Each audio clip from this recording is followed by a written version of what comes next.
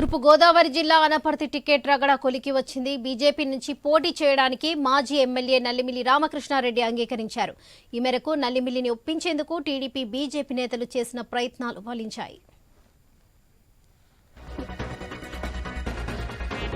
Guruji Ramnarayan G ప్రపంచ ప్రఖ్యాత జ్యోతిష్యులు ఇప్పుడు మన హైదరాబాద్ లో ఎటువంటి సమస్యలకైనా తక్షణ పరిష్కారం చేయబడును. సంప్రదించండి 96651137 9000004357.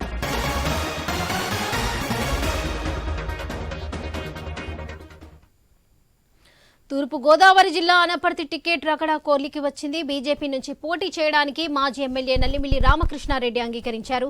ఈ మేరకు నల్లిమిల్లిని ఒప్పించేందుకు టీడీపీ బీజేపీ నేతలు చేసిన ప్రయత్నాలు ఫలించాయి. ఇక ఇదే విషయంపై మరింత సమాచారం మా ప్రతినిధి గణేష్ అందిస్తారు. గణేష్, చెప్పండి. అంటే అనపర్తి టికెట్ అంశంలో గత 15 రోజుల నుంచి కూటమిలో కొంత గందరగోళ పరిస్థితులు నెలకొనడం జరిగింది. తొలుత టీడీపీకి టికెట్ కేటాయించడం, తర్వాత బీజేపీకి టికెట్ కేటాయించడం.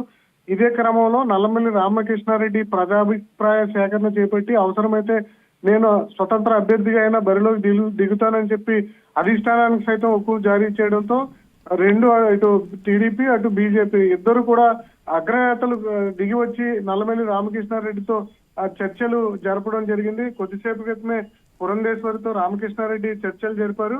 అలాగే చంద్రబాబు, బొత్సయ్య చౌదరి కూడా రామకృష్ణారెడ్డితో చర్చలు జరిపినట్లుగా సమాచారం అయితే అందుతోంది.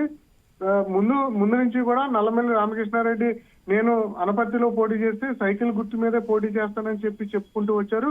కానీ నామినేషన్ల పర్వం మొదలైనప్పటి నుంచి కూడా కొంత రామకృష్ణారెడ్డి కొంత వెనక్కి తగ్గినటువంటి సందర్భం కనిపించింది. ఎందుకంటే ఇప్పటికే రాష్ట్రంలో సీట్ల అలాట్మెంట్ ఎక్కడికక్కడ అయిపోవడం జరిగింది.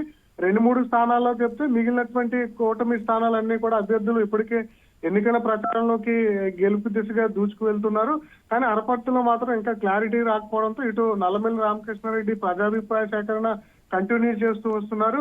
అయితే ఇలాంటి పరిణామాలతో అనపర్తిలో కూటమి ఓడిపోయే సిచ్యువేషన్ ఉంటుంది కాబట్టి వెంటనే రంగంలోకి దిగినటువంటి అగ్రనేతలు నల్లమిల్లి రామకృష్ణారెడ్డిని తెలుగుదేశం పార్టీ నుంచి కాకుండా బీజేపీ పార్టీలో ఇబ్బంది లేకుండా బీజేపీ నుంచి పోటీ చేసే విధంగా సఫలమైనట్లుగా సమాచారం అయితే వస్తుంది. ఆయన త్వరలో బీజేపీలోకి చేరి కమలం గుర్తు మీద ఇక్కడ పోటీ చేసేటువంటి అవకాశం కనిపిస్తుంది.